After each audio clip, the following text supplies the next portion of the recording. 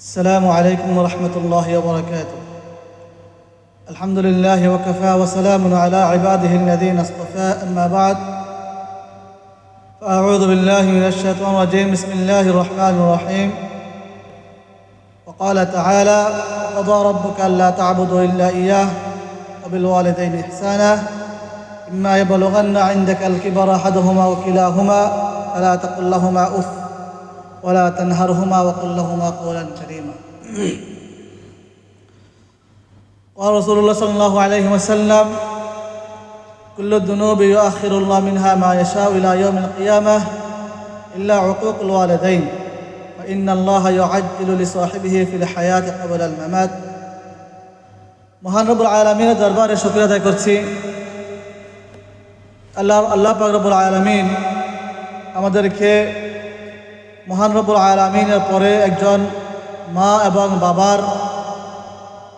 মা বাবাকে পেয়ে আমরা কৃতজ্ঞ হয়েছি। সূরা বনী ইসরাঈলের মধ্যে আছে আল্লাহ রাব্বুল আলামিনের ইবাদতের পরে সবচেয়ে গুরুত্বপূর্ণ হচ্ছে একজন মা এবং বাবা।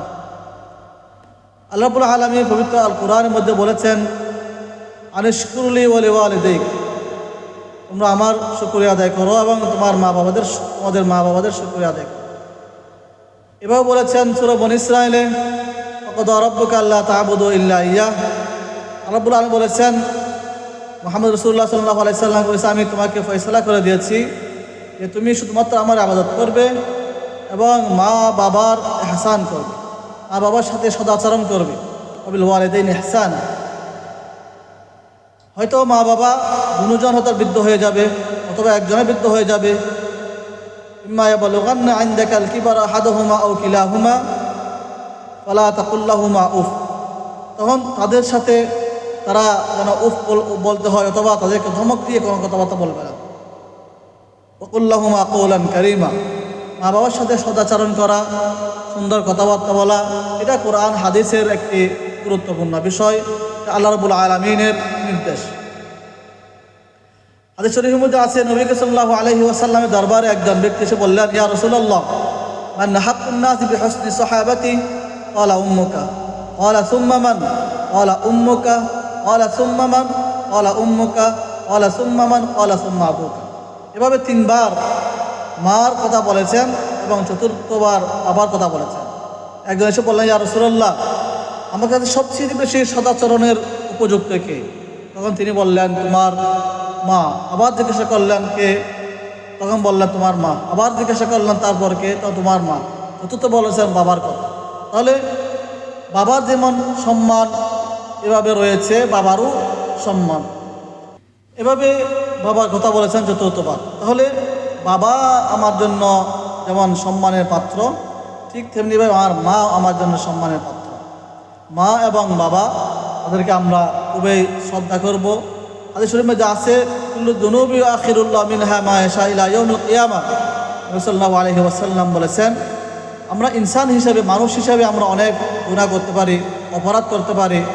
এই অপরাধের মধ্যে হয়তো আল্লাহ রাব্বুল আলামিন অনেক অপরাধ আল্লাহ ক্ষমা করে দিবেন, আবার হয়তো আল্লাহ রাব্বুল আলামিন দুনিয়াতে তার কোনো শাস্তি না দিয়ে হয়তো কিয়ামতের ময়দানে আমাকে শাস্তি প্রদান করবেন।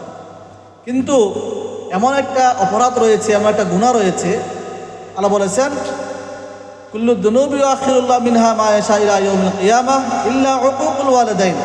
কিন্তু এমন একটা গুনাহ রয়েছে, এমন একটা নাফরমানি রয়েছে, এটা কেউ যদি মা বাবার সাথে বেয়াদবি করে, মা বাবার উপর জুলুম করে, তাহলে ওই জুলুমের অপরাধ তার শাস্তি আল্লাহ দুনিয়াতে তাকে প্রদান করবে। এজন্য মা বাবা অনেক গুরুত্বপূর্ণ বিষয়। হাদিস শরীফের মধ্যে আরও একটা হাদিস, লম্বা হাদিসের মধ্যে বলেছেন, সাল্লাল্লাহু আলাইহি সাল্লাম বলেছেন, রগিমা আনফুহু সুম্মা রগিমা আনফুহু কিলা মান ইয়া রাসূলুল্লাহ? ক্বালা মান আদরাকা ওয়ালিদাইহি ইনদাল কিবারি আও আহাদাহুমা সুম্মা লাম ইয়াদখুলুল জান্নাহ। সাল্লাল্লাহু আলাইহি সাল্লাম বলেছেন, ওই ব্যক্তি লাঞ্ছিত হয়েছে, ওই ব্যক্তি তার কোনো সম্মান হয় না, ধ্বংস হয়েছে। তখন একজন রাজুল জিজ্ঞাসা করলেন, ইয়া রাসূলুল্লাহ, তিনি কে? তখন বললেন, ওই ব্যক্তি যে তার মাকে পেয়েছে অথবা মা বাবা দুজনকে পেয়েছে, কিন্তু সে জান্নাতে প্রবেশ করতে পারল না। এই জন্য আসুন আমরা সবাই মা বাবাকে গুরুত্ব দিই, আল্লাহ রাব্বুল আলামিন যে সূরা বনী ইসরাঈলের মধ্যে বলেছেন ওয়াকাদা রাব্বুকা আল্লা তা'বুদু ইল্লা ইয়্যাহু ওয়া বিল ওয়ালিদাইনি ইহসানা, এখানে আল্লাহ রাব্বুল আলামিনের পরে মা বাবার সাথে সদাচরণের কথা বলেছেন। তাহলে আল্লাহর ইবাদতের পরে, আল্লাহকে মেনে নেওয়ার পরে তারপরে আসতেছে এই আয়াত হিসেবে মা এবং বাবা। এজন্য আমরা সবাই গুরুত্ব সহকারে মা এবং বাবার সম্মান করব, মা বাবার ইজ্জত, ইহতারাম, এই খেদমত সব কিছু আমরা অবশ্যই করে নেব। তাহলে আমরা যদি মা বাবার সম্মান গুরুত্ব দিতে পারি, তাহলে আমি আমার পরে যে আমার ছেলে সন্তান হবে, আমার ছেলে সন্তান আবার পুনরায় আমাকে সম্মান দেবে, ইহতারাম করবে। এজন্য আসুন আমরা সবাই মিলে আমাদের মা বাবার ইহতারাম করি, মা বাবার সম্মান করে। আল্লাহ পাক রব্বুল আলামিন আমাদের সবাইকে বোঝার তৌফিক দান করুক। ওমা আলাইনা ইল্লাল বালাগ। আসসালামু আলাইকুম ওয়া রাহমাতুল্লাহি ওয়া বারাকাতুহু।